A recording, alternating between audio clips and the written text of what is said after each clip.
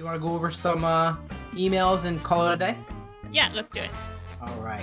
This was from Bill Beck. Hold on. My cat is like about to walk on the keyboard. Please, no, Dory. Ugh. You guys see Dory? Oh. She almost walked on the keyboard. Did you, girl? Are you a good girl? Are you a good girl? She's actually a really nasty cat and bites me all the time. Okay. But you do one. Thank you. You do one thing she doesn't like and she bites you. Right, Dory? Like, I love playing with the paws and she hates it. Let's see if I can get her to bite me on camera. Playing with your paw. Nope. You're okay with the paw today? Oh, you know what it is? It's your feet. You don't like it when I play with your feet. But that won't be on camera. Okay, now I'm rubbing her feet. You hear her? Yeah, that was an unhappy sound. Maybe stop doing that. Yes. She doesn't like it when I play with her feet. Alright, stay off my keyboard, my lady. Alright, so this is from Bill Beck. Dude, don't. Stay. Hi, Johnny, Mike, and Emily. Ha, Bill, Mike's not here. I hope you guys are doing well. Long-time listener, first-time caller. Sorry, I'm nervous. I didn't think I'd actually get through. I've been on hold for 3 hours. So I was thinking, Johnny, if you haven't shaved your cool dude mustache yet, you should consider growing it out. We could start calling you the mustache of Star Wars knowledge. You guys don't have facial hair of knowledge on the show right now, and I'm kind of pissed off about it. Talk to you guys next time. Fuck you guys. I love you. I'm never writing in again. Smooch, Darth Bill Beck Pizza. So our producer wrote in to his own show. Yeah. I don't know if I can be the mustache of knowledge. It doesn't roll off the tongue in the same way. No. And I don't have the knowledge. That also makes it difficult. So it's hard. It's hard. Shout out to Hawsy Haws though. I haven't talked to Haws in a while. I gotta give him a call. I miss him like crazy. And if you don't listen to Blue Harvest, you should. Cha-ching. Hold on. My laptop is talking to me. Hi, Johnny. Okay, go away. Don't restart now. Thank you. Okay. All right, thank you, Bill, for writing in and producing the YouTube podcast. Hey, Bill Beck, how come you didn't do a video? Like, you're the video guy, and you didn't send in a video, Bill. I'm too big to send in videos. Sorry. Crazy.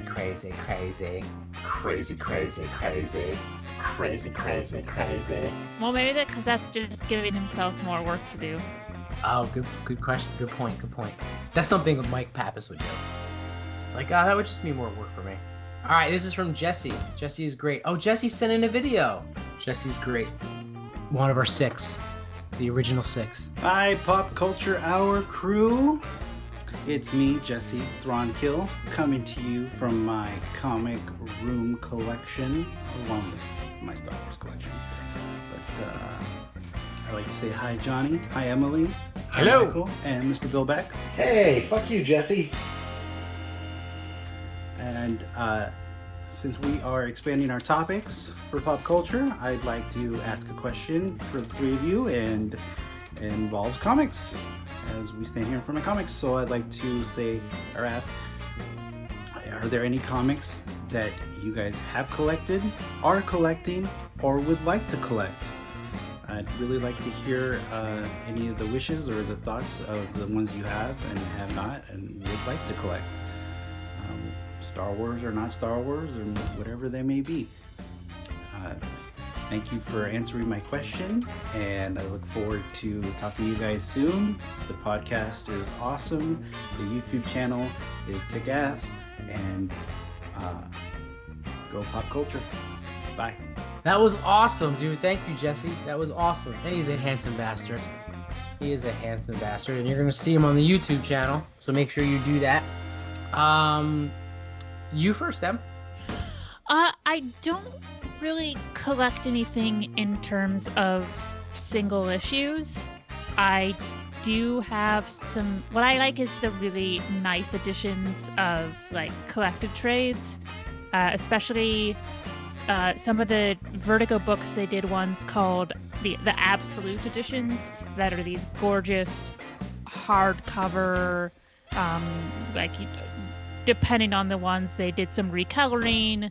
to make things look nicer, and there's some introduction and supplemental material. I have all of the Absolute Sandman, which is the like seminal Neil Gaiman comic, which is like one of the first comics I've ever read and sort of the one that got me into comics.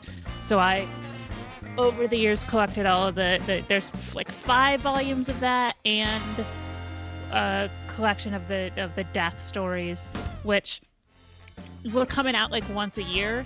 So I would get them, like I would ask for them every year for my birthday. And now when I look at my bookshelf, I'm like, oh, that's like $600 right there, like all together. But you're doing it piecemeal, so you don't really think about it. But that's what I like. I like nice like trade editions of things. Nice. First off, I'd like to thank you for using piecemeal properly as an adverb and not a verb. It's like nails on a chalkboard when people use the word piecemeal as a verb just to sound intelligent and then fucking misuse the word. So like, I love you for that. That's why we're close. Thank you. So Jesse, I got 3 quick stories. I only own currently 1 comic book, and it's funny, he just came up in conversation. Black Suit Symbiote Spider-Man is my favorite Spider-Man.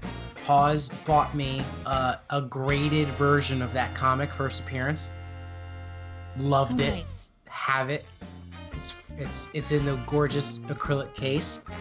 And then my goal is to one day get the Amazing Spider-Man 300 and put it next to it graded. That one is pretty expensive, so I'd have to like finish my Star Wars run and save up for that. But that's my goal. Those are gonna be the only 2 comics that I have. Like maybe like I would only collect like graded comics that like were key issues. But like they're super expensive. Like let's say, the first key issue, the first appearance of the Punisher, or Wolverine. Those are mega bucks. So I would really only collect those. I did try and buy and collect the Star Wars ones when they came out a couple years ago, and it just immediately lost me. I tried though. I was like, I'll collect them all. I was like, I'm over it. I got over it quick too. But I did religiously read Deadpool for years. Okay. And I probably still have a huge effing stack in my garage. I religiously read Deadpool for years. 2 reasons. There was no continuity, so I didn't have to worry about keeping track. If I skipped an issue, it wasn't a big deal. Because it's more of a comedy, right? It's like Deadpool's action comedy. Yeah. So, and I loved him breaking the fourth wall. I loved him making fun of himself. I just loved it. It was the only comic I connected to. And then it became a major motion picture years later. That's another comic maybe I'd graded one day. The first Deadpool. I probably have a huge stack in my garage still. And that was really the only comic I read religiously. And that was college Johnny who thought he was edgy. Yeah, and the only other one I really have, which is, I'll see if I can get it onto the video here, but it is my Ben Mendelsohn autographed. Oh. Because they did, when they were doing the Rogue One comic, they did variant issues where the covers are made to look like action figures. And they did one for Krennic, and when our friend Steele Saunders interviewed Ben, he got him to autograph this for me. So that's my prized comic. That is a good friend. That is awesome. What's also awesome is he didn't tell me. He just sent it to me. That's even better. So I just opened it, and there was this signed comic, and it genuinely made me cry. That's awesome. That's a good story. Steele's a good dude. Yeah. That's a good dude. Steele, I don't want to do a tit for tat thing, but if you ever meet Leonardo DiCaprio, just think of me, bro. That's all I ask. I'm not gonna give you a long list like Mike Pappas would be like, Steele, if you ever meet, and then list 30 people. Steele, it's easy. Leonardo DiCaprio. 6 syllables of sin. Leonardo DiCaprio. That's it, my friend. Thank you. So Jesse, thank you for writing in. That was a great question, and that was really cool. So we got a couple cool stories. So 2 of our favorite podcasters gave us our 2 favorite comics. Yeah, that's cool. You couldn't even plan that. That is awesome. All right, this is from Richie Jafarjian, Richie J. Oh, nope. It's a continued, so I gotta find this first one. Okay, here we go. Hey, gang, I'm definitely looking forward to the next... Oh, that's embarrassing. Can I call you that? Hey, gang, I'm definitely looking forward to the next installment of The Matrix, but I'm nervous. Doogie Howser in The Matrix? Nothing against Neil Patrick Harris, but do you really think he fits in a Matrix movie? Would love to hear your thoughts. Keep up the great work. Hold on, there's a part 2. And why is Reeves dating Alexandra Grant? Nothing against her, but he was he out of options? I thought she was the white-haired lady from The Walking Dead. Which Reeves? Oh, Keanu Reeves. Oh, okay. Oh, is that who? Is he dating Carol from The Walking Dead? Are you looking it up? Yeah. All right, well, Rich, if he is dating Carol from The Walking Dead, like, dude, like, I don't know if you watched The Walking Dead, but Carol is, like, the best character on The Walking Dead. Like, it ain't Rick. It might be Negan. It's between Negan and Carol. Those are the 2 best characters on The Walking Dead. It ain't Daryl. You guys are like, oh, Daryl, oh, Daryl. Look, Daryl's cool. Carol, way fucking cooler. All I have to say is, look at the pretty motherfucking flowers. So in short, like, if Keanu Reeves is dating Carol, that's a nice catch, dude, because she's cool as fuck. What was the first part of the question? I gotta look back. Oh, Keanu Reeves, Matrix. Yes, I am really looking forward to the next Matrix. Dude, Neil Patrick Harris is a good actor. Like, I think he's hysterical. Maybe he's comic relief in the Matrix. He's very funny. How I Met Your Mother, dude, classic. He's very funny. He was in, wow, it all comes together. That Ben Affleck movie, where he, like, murdered his wife, maybe? Do you know the movie I'm talking about? Gone Girl? Gone Girl. Gone Girl. Yeah, he was in that. Neil was in that. He was good in that. Yeah. Oh, and by the way, I think he was just saying that the girlfriend looks like the lady who played Carol in The Walking Dead, because she's not. She's an LA-based artist. And what? So she just looks older than him? They're probably the same age because he, like, ages like cactus. She's younger. She has gray hair, and I don't even know if it's, like, natural or not. Yeah, let's like you know, kudos to Keanu Reeves for, like, dating in his age range. You know, like, Keanu's like 52, 3, something like that, and, like, looks like he's 35 still. So, like, God bless Keanu. Nothing against movie stars dating 23-year-old models. I mean, nothing against it. Yes, something against it because it's creepy and weird and grow the fuck up, dude. But I have to defend my guy. Deep down, I agree with you, but I gotta defend my guy. It's just my guy. I gotta defend my guy. But deep down, I really agree with you, though. I, like, really do. But I'm 36 and I wouldn't date a 23-year-old. Like, what the fuck am I gonna say to a 23-year-old? We have nothing in common. I think the biggest age gap I ever had was like 5 or 6 years, and it felt like 30. Yeah. And I was like, I'm done. Yeah. So I agree with you, but I gotta defend my guy. That's right. No, you know, the Matrix is sort of hard to know. Like, I love that first Matrix movie. I think it's amazing, but those sequels are bad. I haven't liked anything else that Wachowskis have done. But maybe, like, I want to think it could still be something really cool, and maybe they'll have something super original again, like that first movie was at the time. Yeah, I'm excited. I think it's gonna be awesome. I'm with you. The action scenes were great in The Matrix 2 and 3, but they just got caught up in the philosophy of it and didn't execute it, you know? But his question was about Neil Patrick Harris. So just in short, like, I'm a big fan of Neil Patrick Harris as a comedic actor. I haven't really seen a lot of his serious side, but we're assuming he's going to be serious in The Matrix. Maybe he's going to be an agent who talks in a monotone. Hello, Mr. Anderson. And he's just, like, anyone can do that. Shit, I can do that. Alright, no, I can't. I think I can. But what about you on Neil Patrick Harris? Kind of ambivalent. Like, it just sort of depends. Like, I don't think he's gonna, like, take me out of it or anything.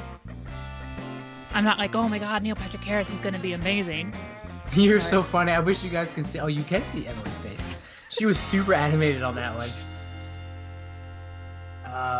Yeah, I'm looking forward to it. Again, like, I'm a big fan of his comedy. He's very funny. All right.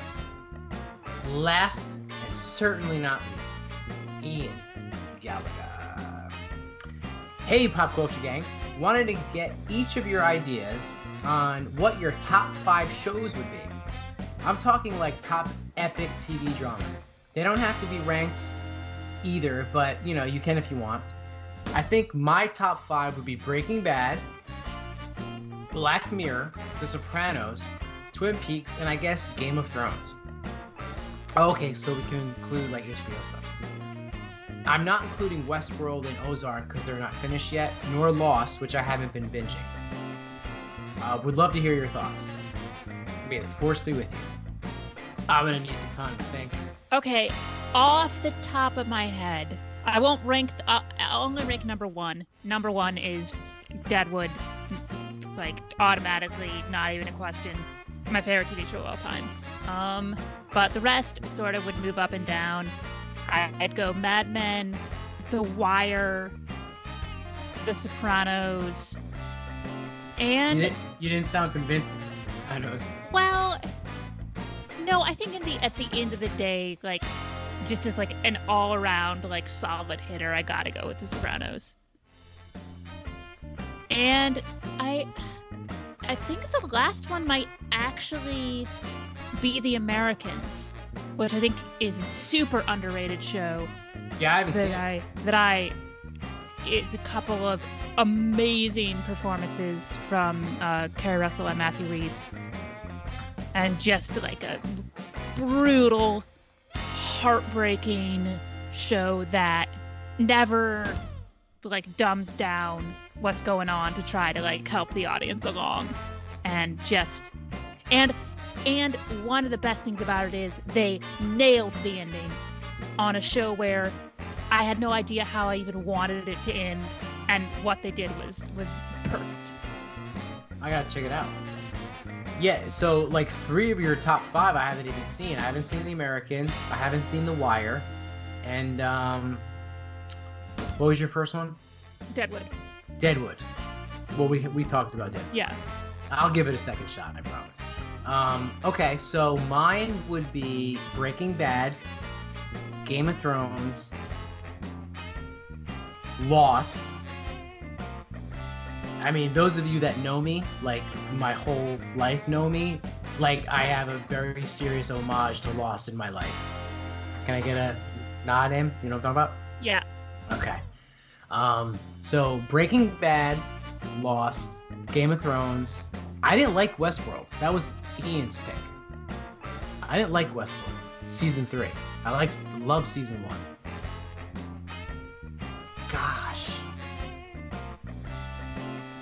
Yeah, Westworld is good because Westworld, that first season of Westworld, if Westworld was just 1 season long, it'd be one of my favorite TV shows of all time. It just kept getting worse. But I didn't watch a single episode of season 3, but I bailed like 3 episodes from the end of season 2 because I was just done. But that first season's amazing and perfect, and I think they should have just ended it with the big cliffhanger ending where you think, okay, maybe they're gonna kill all the humans and that's great and awesome. Bye. Yeah, I'm on episode 2 of season 3 of Westworld. I can't get through it. I have no interest to go back. Does Tiger King count? No, that's I'm just kidding. Documentaries don't count. Dude, House of Cards, I hate to say it. I know, but like, fuck. Those first 5 seasons were awesome. So I'm gonna say House of Cards. I mean, it's just fresh in my mind. Oh! Medellin. The series. Medellin. Pablo Escobar. Narcos? Narcos. Narcos was really good. But I'm sure there's shows I'm forgetting. Especially since we're talking about like HBO miniseries and stuff. I mean, there's other stuff that I really like. I think is really impressive. Like that, the first season of True Detective is amazing, but I don't know that I'll ever go watch it again. Another thing I've never seen. Yeah, so I'm stuck. I'm gonna have to get back. You know, this is gonna be one of those things that like I'll think about, like, oh god, I can't believe I forgot this show. Yeah. You know what I mean? Sopranos isn't on my list though. I can tell you that emphatically. I enjoyed it. It was okay. You know, maybe it was like, you know, the ending kind of like ruined it for me. Like looking back on it, Mhm. you know. Still, the greatest line. What was it? The first episode? No fucking ZD. So what, no fucking ZD now? Hey! Like from the From AJ, yeah. AJ, like when he was 9 years old. No fucking ZD. So what, no fucking ZD now? Hey! God, I gotta make it you know, ZD. I just rewatched it during quarantine, and it doesn't like entirely hold up. But what does hold up is James Gandolfini's performance as Tony. Like that is it is tragic that he died so young. He was, and foremost because by all accounts he was just a really good guy. But also somebody who, he was given that Tony Soprano role like in his 30s. That's insane to think like what he could be doing now. Yeah, I'm with you. And he's a New Jersey guy, so you know I love him. Yeah. I did think of a show that would definitely be in my top 5. What's that? It's a very Johnny Grasso thing to say. But it's a good show. I loved it. Entourage. I did. I loved it. I did. I know. Let me have it. Go ahead. There's nothing to say. I did. I loved it. And I was sad when it was over. I really fell in love with those characters. I wanted to be Vince so bad. Alright, so I got 4. Can I squeeze out another one? Throw out some like HBO stuff. I usually love everything they do. I eat that shit up. Let's see what else. Like Oh, Oz. The Boys on Amazon. It's only 1 season in, but boy, I loved it. It was good. I was very worried Hey, did you about see it. the trailer for season 2? Yeah, I'm excited. Yeah, The Boys is good. What else do you think we're forgetting? There's other stuff I really liked, but sort of a lot of it is because things like Westworld will have like 1 or 2 seasons that I really like, and then it gets shitty. Like I think the first couple seasons of Oz were fantastic, but that show went off the rails crazy. Oz was a long time. Yeah, speaking of HBO, I think again a show that nobody ever talks about now, but I think Rome is one of the best things they ever did. Never saw it. It was good?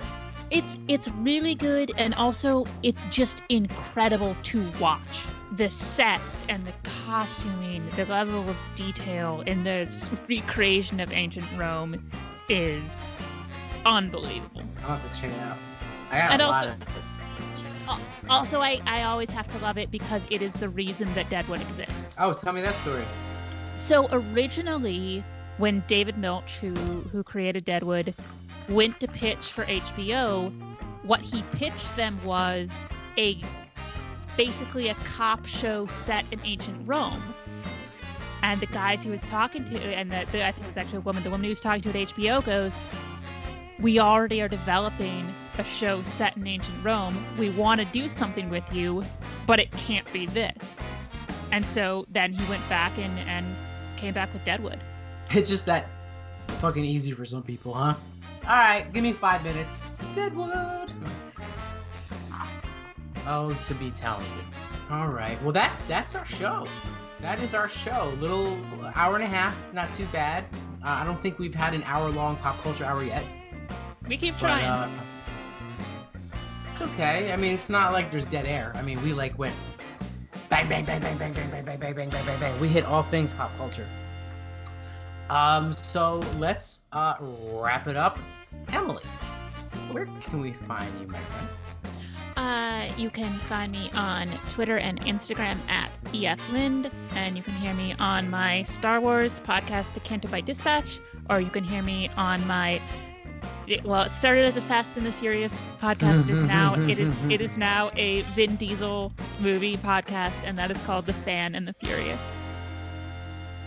Awesome. And before I go into my spiel, please, again, on behalf of Michael Pappas and myself and Bill Beck, congratulations to you and Britt on 150. That's awesome. Oh, thank you so much. Of course. Okay, so you can follow the podcast at Pop Culture Hour on Twitter and Instagram. Again, I'm not really on there, but if you DM me or tweet at me, I go to the notifications. If you see it pop up on your feed, please don't unfollow me. I mean, obviously, if you're listening, you know it's the reason, you know, it's here. So Bill Beck put up some Pop Culture Hour merchandise on TeePublic. So we're currently on TeePublic for, you know, like a t-shirt, his awesome PCH design, and the C is Pac-Man. I'm definitely going to get that. He did a Johnny's Mustache face mask. I don't think anyone's going to buy those, although I do want to get one for Sabrina. And that would be the only great one. So Bill, I don't think that's going to be a top seller there. But the logo that Josh did is amazing. You should get it on a mug, a t-shirt, what have you. Bill's PCH with Pac-Man is amazing, you know, so please go to TeePublic and check it out. iTunes reviews. Even if you already left one, like, you can update it for the Pop Culture Hour. So, like, you know, we're going to read all reviews on the air. So I would appreciate that. Either leave a new review or just update your old one, especially if it's, like, you know, less than 5 stars. We'll up that shit. Appreciate it. We're trying to get 10 listeners by September 1. So that would be awesome. Please send in video messages or just regular emails to the Gmail account, the Pop Culture Hour at Gmail. Again, that's the Pop Culture Hour at Gmail, and everything else is just Pop Culture Hour. So that's really it. So I really appreciate you, Emily, and I had a great time talking to you. And out of like 11 topics, we only disagreed over the turtles. Wow. But wait till you see that movie, like 10 years from now.